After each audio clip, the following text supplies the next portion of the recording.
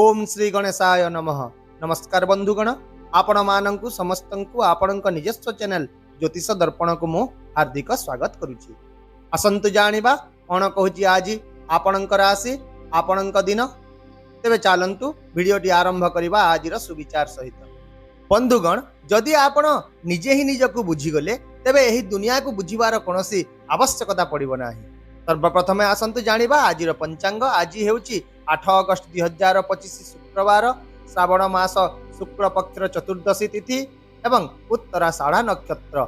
आज आयुष्मान नामक एक शुभ जोग सृष्टि हेउछि। अमृत समय हेब सकाळ 11:50 रु 12:53 पर्यंत, जहाँकि कोनोसी शुभ कार्य आरंभ करिवा पई उपयुक्त रहिबो। एवं आजिर काल बेला सकाळ 10:30 रु मध्याह्न 12टा पर्यंत रहिबो। एही समय रे आपण कोनोसी नूतन किंबा शुभ कार्य करिवा ठारू दूरेई रहंतु, कारण विघ्न सृष्टि हेबार संभावना रही थाए। आज चंद्र मकर राशि रे भ्रमण करिवे एवं सूर्य कर्कट राशि रे अवस्थित रहिवे। चलंतु एबे कुंभ राशि रो आजिर दैनिक राशि फल विषय रे आलोचना करिबा। आज दिनटी आपणक पई सम्मान, ख्याति एवं सामाजिक प्रतिष्ठार संकेत आनी आसीछि। आपणक निष्पत्ति हृदय एवं अंतर्ज्ञान स्वर उपर आज आधारित हेबो एवं आश्चर्यजनक कथा एया जे एही निष्पत्ति गुड़िक लाभदायक मध्य प्रमाणित हेबो।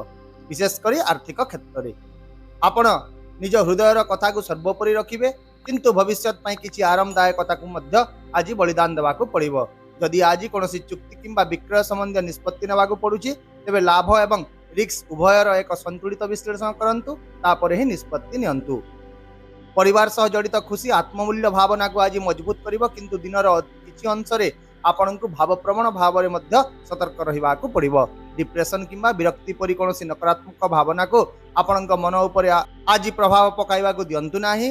दिनटी टिके विरक्तिकर लागि पारे, तेणु विश्राम नियंतु।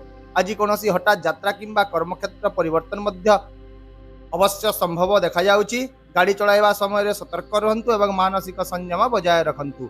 विशेष भाव में आज कथार संयम रखिबार आवश्यकता रही, कारण आज आपण कहितिबा किछि कथा काहाको भूल मध्य लागि पारे।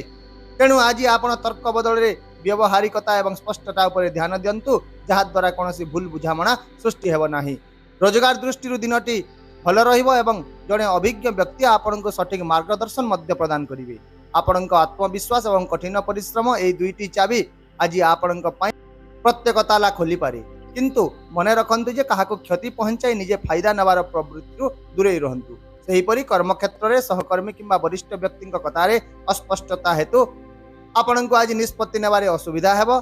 दिनटी मनस्तत्व गवेषणा किंबा मानव आचरण सहित जड़ित लोकंक पई दिनटी शक्ति रे परिपूर्ण रहिबो, किंतु कोनोसी साक्षात्कार किंबा नूतन सुयोग पई मध्य आपणको आज टिके अपेक्षा करबाकू पड़िबो। सेहीपरि व्यवसाय एवं चाकरी क्षेत्र में आज कोनोसी यात्रा योजना करा जाय पारे, जहाँ लाभदायक प्रमाणित हेबो। विशेषकर कर्मक्षेत्र में आज कोनोसी पुराना गुप्त कथा उन्मोचित मध्य होई पारे। युवक माने निज कैरियर प्रति आज गंभीर हेबे एवं टंका संबंधी किछि दृढ़ काम आपणकर समाप्त हेबो। एहा व्यतीत व्यवसाय रे आज रिस्क नियंतु नाही एवं समस्त डॉक्यूमेंट गुडी को भल भाव में पढ़ंतु। एहा सहित व्यावसायिक क्षेत्र में आपणको भल फलाफल मिलिबो। आपण एक भिन्न परिचय स्थापन करिवे। आज आपणकर सरल स्वभाव एवं प्राकृतिक प्रतिभा आपणक पई काम करिवो। तथापि आज आपणकर भावना आपणको ही प्रभावित करि पारे, तेणु कोनोसी बड़ निष्पत्ति नेबाटारु दूरे रहंतु।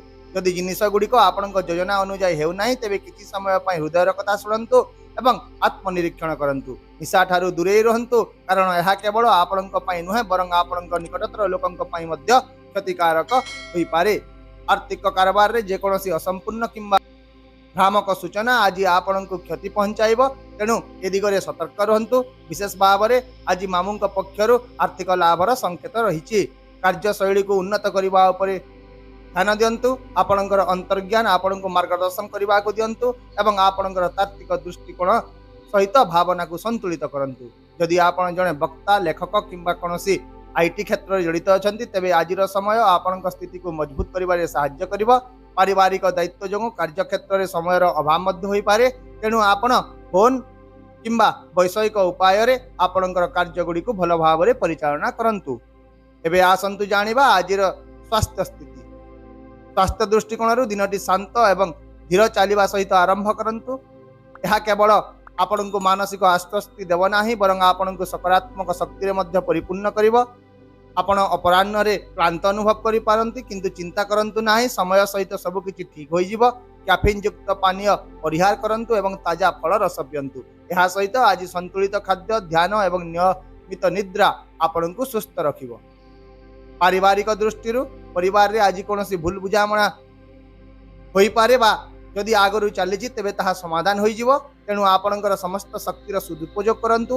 ଆପଣ ସହଯୋଗ ଏବଂ ବୁଝାମଣା ସହିତ ପାରିବାରିକ ସମସ୍ୟା ଗୁଡ଼ିକର ସମାଧାନ କରିବାକୁ ଯଥାସମ୍ଭବ ଚେଷ୍ଟା କରନ୍ତୁ। ଏହା ବ୍ୟତୀତ ଆଜି ଦିନଟି କିଛି ଅନିଶ୍ଚିତତା ମଧ୍ୟ ପରିପୂର୍ଣ୍ଣ ହୋଇପାରେ।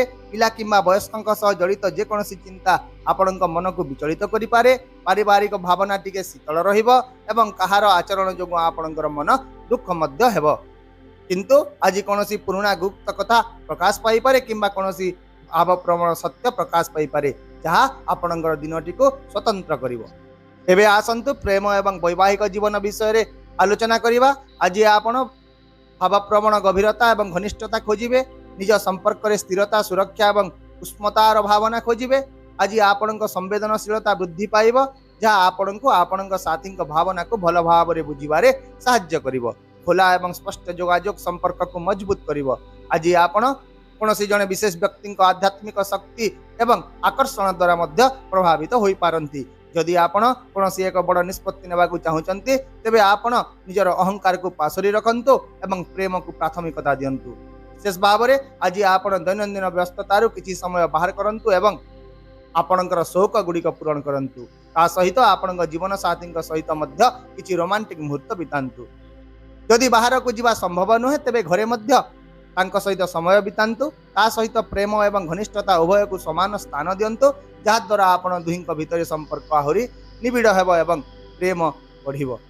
ଆପଣଙ୍କ ପାଇଁ ଆଜିର ବିଶେଷ ପ୍ରତିକାର ହେଉଛି ସକାଳେ ଓଂ ସଂ ଶନିଶ୍ଚରାୟ ନମଃ ମନ୍ତ୍ର 108 ଥର ଜପ କରନ୍ତୁ, ତୁଳସୀ ପତ୍ର ଖାଆନ୍ତୁ ଏବଂ ସନ୍ଧ୍ୟାରେ ଦୀପ ଜାଳି ହନୁମାନ ଚାଳିଶା ପାଠ କରନ୍ତୁ।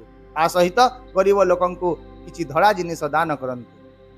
ତେବେ ଶେଷରେ ମୁଁ କେବଳ ଏତିକି କହିବି ଯେ ଜୀବନରେ ଯେତେ ଅନିଶ୍ଚିତତା ଥିଲେ ମଧ୍ୟ ସକାରାତ୍ମକ ଚିନ୍ତାଧାରା ଏବଂ ଆତ୍ମବିଶ୍ୱାସ ସହିତ ଆଗକୁ ବଢ଼ିବା ଆପଣ ଜାରି ରଖନ୍ତୁ, କାରଣ ଏହି ଚିନ୍ତାଧାରା ହିଁ ଆପଣଙ୍କୁ ପ୍ରତ୍ୟେକ କଷ୍ଟରୁ ବାହାର କରିବ।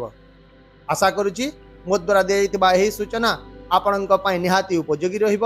ଯଦି ଆପଣଙ୍କୁ ଆମର ଏହି ଭିଡ଼ିଓଟି ପସନ୍ଦ ଆସିଲା, ତେବେ ଦୟାକରି ଭିଡ଼ିଓଟିକୁ ଗୋଟିଏ ଲାଇକ୍ କରନ୍ତୁ, ସେୟାର କରନ୍ତୁ, ଆପଣଙ୍କର ମତାମତ କମେଣ୍ଟରେ ନିଶ୍ଚୟ ଜଣାନ୍ତୁ ଏବଂ ଚ୍ୟାନେଲକୁ ଯଦି ନୂଆ ଦେଖୁଛନ୍ତି ସବସ୍କ୍ରାଇବ୍ କରିବାକୁ ଭୁଲନ୍ତୁ ନାହିଁ, କାରଣ ପ୍ରତ୍ୟେକ ଦିନ ଆମେ ଆପଣଙ୍କ ପାଇଁ ଆଣିଥାଉ ସଠିକ୍, ସହଜ ଏବଂ ନିର୍ଭରଯୋଗ୍ୟ ରାଶିଫଳ। ଆସନ୍ତାକାଲି ପୁଣି ଦେଖା ହେବା ଏକ ନୂତନ ରାଶିଫଳ ଭିଡ଼ିଓ ସହିତ। ସେ ପର୍ଯ୍ୟନ୍ତ ବିଦାୟ ଦିଅନ୍ତୁ। ନମସ୍କାର, ଜୟ ଜଗନ୍ନାଥ।